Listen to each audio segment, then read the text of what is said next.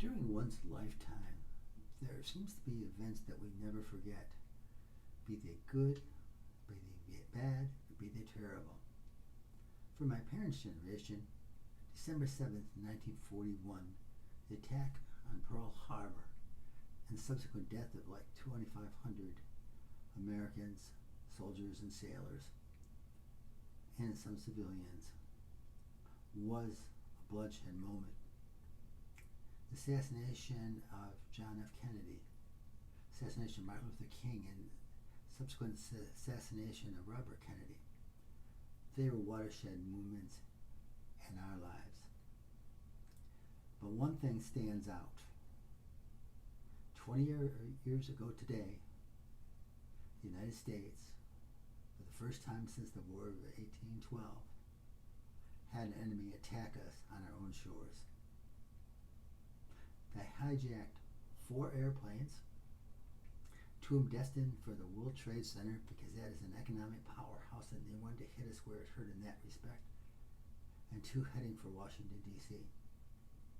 As we know, the one that did get into Washington hit the Pentagon and killed quite a few people there and took out one big section of the Pentagon that's since been rebuilt. And the area outside that is turned into a memorial. The 4th plane was not as successful. It took them for a while to take over the plane for whatever reason, we'll never know. By then, people on the plane knew what was happening elsewhere and realized what was going on.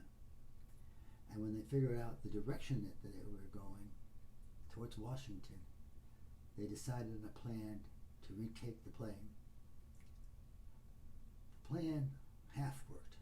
It stopped it from going to Washington. But for whatever reason, the plane crashed. And those people were dead, as were several thousand people in the World Trade Center, the Pentagon, and of course on the planes themselves. Anybody who was probably older than 10 years old, maybe even a little younger, but certainly anybody over 10 years old, would remember what they were doing that morning. As I said in my prequel to this yesterday on my podcast, I was teaching mostly 12th graders, and I was teaching 12th grade class at that time, and I only had them for a little over a week. I also was teaching one class of 9th graders. So I'm doing my thing, giving them an assignment and so on, and then I quickly check my email, and there's an email from my wife saying a plane has hit the World Trade Center. Now, to me, I thought, okay, it probably is a private plane, got off course or whatever. So I went about finishing that class, and then I went into the teacher's room because I had a break right after that. And at that point, the television was on in there, and there was a lot of people watching it in tears already. And we watched as that second plane came crashing into the other tower. It looked like a very, very bad horror movie. And yet it was real. And we were forced to relive that over and over as the media played it over and over. I swear this country suffered from post-traumatic stress disorder, PTSD, because we saw that plane go there so much and then watch those towers fall. We cried. Teachers who had done so much in different places and had quite a life cried as we watched these events unfold. And then to find out all the situation and the other planes where they had happened to them, and then suddenly not know what's going on with all the other planes in the air. Quickly, the FAA closed airspace over the United States. All planes that were halfway over to Europe were rerouted to Gander in Newfoundland.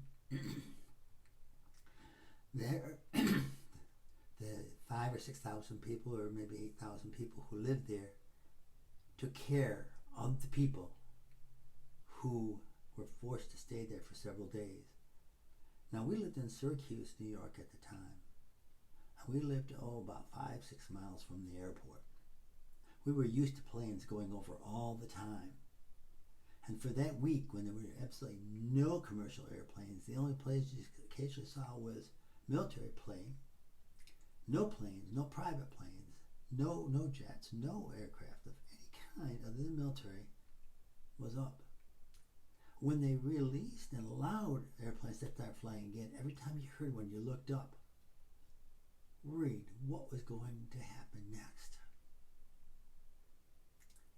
It was a time that our President George W. Bush probably was at his best. He brought us together in a way that is not difficult to do in times of stress, usually.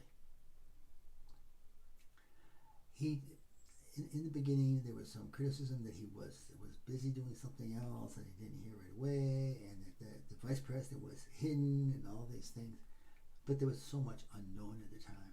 We had no clue what was going on for quite a long time. But suddenly, it was cool to be a patriot again. It was cool to fly the American flag. It was cool. We had American flags, so it was flying. We had it flying anyways.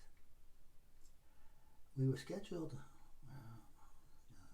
my daughter, who's my co-host, Karen, and I, were scheduled to go to an SU game that Saturday. But of course they postponed it. And the next game, I think, was the following Saturday. And when we went there to our season ticket seats, every seat had an American flag on it. And when we sang the national anthem, most people did sing it, but almost everybody in that stadium, Syracuse Dome, had tears in their eyes. There was this unity that comes when our country is challenged. And it should always be there when our country is attacked. Whether it be an invisible enemy like COVID, or whether it be an outside enemy like those terrorists or the Japanese at their attack at Pearl Harbor during World War II. It started actually World War II for us. We came together. I remember that Friday night, Kathy and I walking and carrying candles and talking to people. People were out in their yards and talking. People we'd never seen before. Hundreds of people in our neighborhood were there. And we came together as a people. But ladies and gentlemen, it went deeper than that. We ended up going to a 20-year war in the Middle East. That nothing was accomplished from this war, which is so sad because so many people were out there motivated to make a difference on this war on terror. What we did accomplish is no major terror episodes happened to us since by a foreign power. We won't get it, but we had a couple of domestic ones, but we did not have any foreign attack. We had something put in at that time called the Patriot Act. Unfortunately, the Patriot Act gave a lot of power to the federal government, and they came up with a new Department of Homeland Security, and they brought a lot of agencies into that, a lot of law enforcement. And the Patriot Act gave a certain amount of ability of the federal government to evade the rules on privacy. And they know more about us, and they can see and hear more about us than ever. There's been more cameras than ever, and all these cameras can be linked to give the government more opportunity to know what's in our lives. If it prevents a major terror attack, maybe it's worth it. Ben Franklin said something along the idea that if you give up privacy for security, you'll end up with neither. And that could very well be true. Several thousand American soldiers and sailors have lost their life in this war on terror. We had 2 children that were in the military when this all began. And they both spent many, many, many months, if you put together years, in the Middle East, particularly Qatar, but but our son was in many other places as well. So we had to worry about this because being in the Air Force, our daughter spent a lot of time because she was involved in something called JSTARS, which is like the AWACS plane, but they help on ground issues, ground fighting. And our son was a maintenance person, a hydraulic specialist in the Air Force. And for a while he was a crew chief, and he was flying in and out of those places. And he spent 6 months in Bagram Air Force Base that was just abandoned to the Taliban in a matter of weeks ago. So as we look back at this day, we remember all those people who died because of that attack on us. Basically because of the policy in the Middle East. Whether the policy is right or wrong, that's not something I'm going to comment on right now. But because of that policy, we were attacked. And thousands of people, not just Americans, because in World Trade Center there were many nations, many people died. The Pentagon, many people, civilians as well as military, died there. And of course the people in all those 4 planes. We look at that and we think about it and we remember them and we cherish those memories.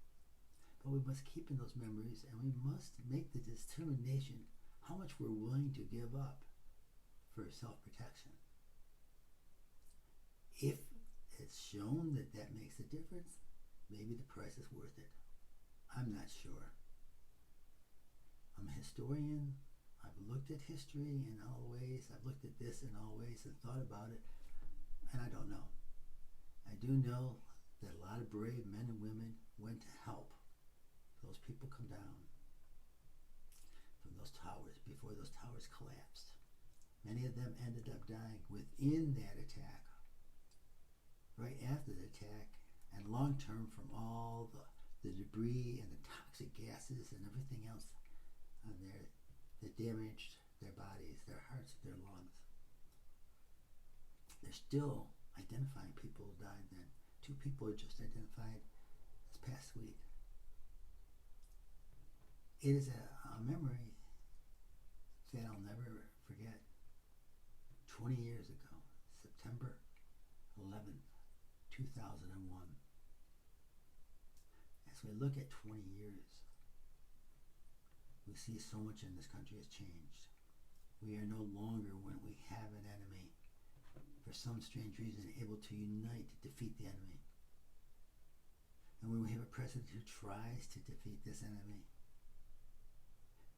all these roadblocks are put in there. I just wish we could be as unified as we were on the 12th and 13th and 14th and so on, the rest of that time. It was one last memory. I was approached by my principal to ask, if I was doing anything with my students about 9/11. I was asked that on 9/12. I said, not today, because they wanted to come in, they wanted a newspaper, or a television station wanted to come in and film something. I said, not today, but I was doing something to address it on the following day. Well, it's a 2-day thing, and they could come in and see the results of it the next day. And they did, and it was quite an interesting topic, and I could go into detail, but I'm not going to. But it was something to help the kids, and that's why I did this, not the filming was, but the actual lesson, to help them deal with this. The challenges I had with that was helping the older kids understanding of what was going on, what had happened, and how they could empower themselves. For the younger kids, my 9th graders, it was answering their questions, taking the fear out of it as much as I possibly could. Thanks for watching this as we remember those who gave their lives since that time, those who died in those attacks, and those who died saving those who were involved in the initial attacks. God bless us all. God bless those who have suffered and died through the terrorism. and the war on terrorism.